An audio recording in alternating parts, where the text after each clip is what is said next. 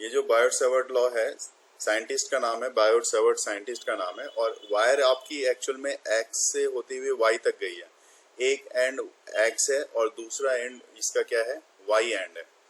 तो इस वायर में आप क्या कर सकते हो, एक्स से वाई एंड की तरफ जब जा रहा है वायर, तो इसमें एक छोटा सा एलिमेंट्री पोर्शन आप लेते हो। जैसे यहाँ पे आप देख सकते हो ए और बी, ए बी जो है एक एलिमेंट्री लेंथ है जिसको आप डीएल बोलते हो, ठीक है ना। एक एलिमेंट्री लेंथ है जिसको डीएल बोलते हो। और इससे इस वायर से करंट कितनी जा रही है एक्स वाई से होते हुए, तो आई करंट जा रही है।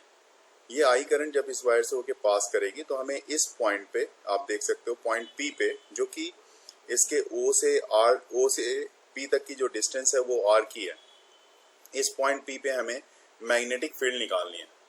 किसके कारण, तो इस छोटे से वायर के लेंथ के कारण जो डीएल है, पूरे वायर के कारण नहीं निकालनी। अभी हमें एक्स वाई वायर पूरा लेंथ है वायर का एक्स वाई, लेकिन उसके कारण हमें नहीं निकालनी, हमें मैग्नेटिक फील्ड निकालनी है इस छोटे से पोर्शन ए बी के कारण।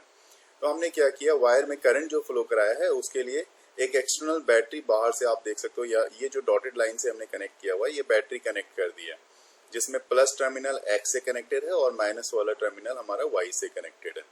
जैसे ही आप कनेक्ट करते हो करंट का फ्लो शुरू होता है। ये एलिमेंट्री लेंथ आपने ले रखा है। तो बायोट ने अपने एक्सपेरिमेंट के बेसिस पे क्या ऑब्जर्व किया, जो मैग्नेटिक फील्ड प्रोड्यूस हो रही है ना इसमें, इस पॉइंट पी पे, इसमें करंट के फ्लो के कारण, तो ये मैग्नेटिक फील्ड किसके डायरेक्टली प्रोपोर्शनल होती है, ये करंट के डायरेक्टली प्रोपोर्शनल होती है। क्यों भाई, तो जितना करंट आप इसमें, जितने अमाउंट का करंट इस वायर से बढ़ती जाएगी, जितनी ज्यादा करंट जाएगी उतना ही ज्यादा यहाँ पे पी पॉइंट पे आपका मैग्नेटिक फील्ड वहां पे प्रोड्यूस होगा, ठीक है। जितनी ज्यादा करंट जाएगी उतना ही ज्यादा मैग्नेटिक फील्ड प्रोड्यूस होगा। उसके बाद क्या देखा नंबर 2 में, सर हाँ जी सर वायर की लेंथ से फर्क नहीं पड़ेगा। वायर की लेंथ से मैंने क्या बोला, अभी छोटा सा लेंथ ले रहे हैं ना, पूरा वायर का लेंथ लेंगे तो उसको हम इंटीग्रेट करेंगे तो पूरे लेंथ के कारण मैग्नेटिक फील्ड निकाली जाएगी। बिल्कुल उससे ज्यादा होगी मैग्नेटिक फील्ड अगर पूरे वायर की निकाली जाए,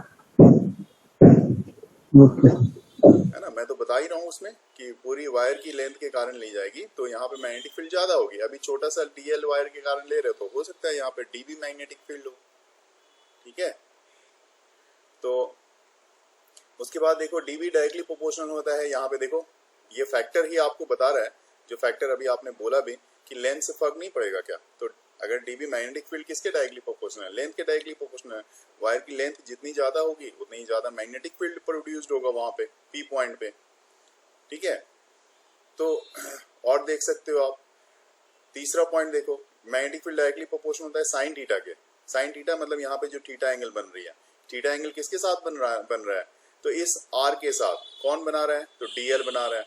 तो डीएल और आर के बीच एंगल बन रही है थीटा।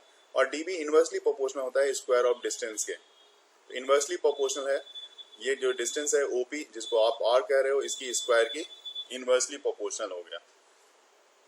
इस सबको अगर आप कंबाइन कर दोगे तो डीबी डायरेक्टली प्रोपोर्शनल होगा। डीबी सबको कंबाइन करोगे तो सबको फैक्टर को मिला दो, आई को मिलाओ, डीएल को कंबाइन करो, साइन थीटा को कंबाइन करो, तो ये हो जाएगा आपका I dl. DB directly proportional to I dl और इनवर्सली प्रोपोर्शनल है स्क्वायर के, तो अपॉन में आर स्क्वायर। प्रोपोर्शनलिटी कांस्टेंट को भी हटाना है, तो प्रोपोर्शनलिटी कांस्टेंट को हटाओगे डीबी डायरेक्टली प्रोपोर्शनल हो जाएगा किसके, इक्वल टू कर दोगे। प्रोपोर्शनलिटी कांस्टेंट हटाया तो इक्वल का साइन दे दिया, इक्वल टू कितना हो गया, k I dl sine theta upon r square. और जो के की वैल्यू होती है ना, के इक्वल टू होता है mu naught by 4 pi. Mu naught होता है परमिएबिलिटी, मैग्नेट के लिए परमिएबिलिटी फॉर फ्री स्पेस लेते हैं। जिस तरह से हम लोग करंट के लिए, करंट में इलेक्ट्रोस्टैट में आप एप्सिलॉन नॉट लेते थे, वहां पे परमिटिविटी बोलते थे, यहाँ पे हम इसको परमिएबिलिटी बोलते हैं। और म्यू नॉट है तो इस फ्री स्पेस के लिए यूज करते हो आप। इसकी वैल्यू होती है 10⁻⁷ और यूनिट होती है टेस्ला मीटर। सर ये भी तो करंट के लिए ही है। नहीं, ये मैग्नेट के लिए है, इसका ध्यान रखना। ये सर जो करंट फ्लो के मैग्नेट बन रहा है, हाँ, करंट से जो करंट फ्लो होने से जो मैग्नेटिक फील्ड प्रोड्यूस हो रही है उसके कारण ये प्रोपोर्शनलिटी कांस्टेंट मैग्नेटिक परमिएबिलिटी के लिए यूज किया जा रहा है, ठीक है। Okay sir. या देखो इसको, इसकी यूनिट मैंने क्या बताया, टेस्ला मीटर पर एम्पियर, और इसकी दूसरी यूनिट भी होती है वेबर पर मीटर पर एम्पियर। ये दोनों यूनिट है। म्यू नॉट की जो अगर वैल्यू है, म्यू नॉट को देखो लिखा है is a constant called permeability of sir उसकी वो यूनिट क्या होती है सर? किसकी, सर वो टीएम ए टेस्ला मीटर, टेस्ला जो मैग्नेटिक फील्ड की यूनिट क्या होती है, टेस्ला होती है ना। Yes sir. आप यहाँ पे अगर देखो, अगर आप निकालना चाहते हो कि भाई नहीं मुझे निकालना है ये के की वैल्यू निकालनी, के का यूनिट निकालना है, तो के यहाँ ले लो। मैग्नेटिक फील्ड की यूनिट टेस्ला होती है। ये देखो, ये डिस्टेंस का स्क्वायर हो जाएगा, मतलब मीटर का स्क्वायर, और एक यहाँ पे डीएल है, ये नीचे आएगा कट जाएगा, तो आपके पास ओवरऑल टेस्ला मीटर पर एम्पियर ही बचेगा। जो बायोट सेवर्ट लॉ होता है, ये वेक्टर फॉर्म में भी आप यहाँ पे देख के दिखा सकते हो। तो डीबी इक्वल टू होता है mu naught by 4 pi I dl sine theta by r square. ये तो मैग्नीट्यूड ऑफ मैग्नेटिक फील्ड की बात हो गई। ध्यान रखना, मैं बार बार रिपीट कर रहा हूँ, magnitude of magnetic field, vector form नहीं है, मैग्नीट्यूड है ये। तो नॉ Biot Savart law in vector form, अगर आप वेक्टर फॉर्म में देखना चाहते हो तो इसी को मैं यहाँ पे लिख रहा हूँ। यहाँ पे dB equal to mu naught by 4 pi लिख दिया, आई डीएल भी लिख दिया। अब यहाँ पे आर से देखो, यहाँ पे इनटू आर मल्टीप्लाई कर रहा हूँ, न्यूमरेटर और डिनोमिनेटर में दोनों तरफ से आर से मल्टीप्लाई करूंगा, तो ऊपर में हो जाएगा आर, ये नीचे हो जाएगा आर क्यूब, क्योंकि स्क्वायर था, अब ये आर क्यूब हो गया। तो आर क्यूब हो गया, तो देखो एंगल किसके बीच बन रही थी, मैंने ऊपर डायग्राम में क्या दिखाया था, डीएल और theta angle between dl and r है।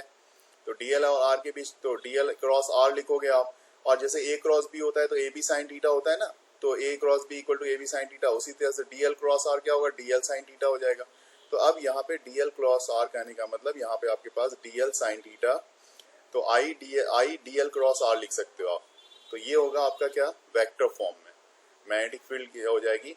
ये इसी को बोला जाता है Biot Savart law in vector form. ये बायोट सेवर्ट लॉ का vector sir form. Sine theta किधर गया? साइन थीटा क्रॉस प्रोडक्ट है ना, ये देखो ए क्रॉस बी को क्या लिखा आपने, ए क्रॉस बी को ए बी साइन थीटा लिख दिया ना, तो साइन थीटा उसमें आ जाता है फिर।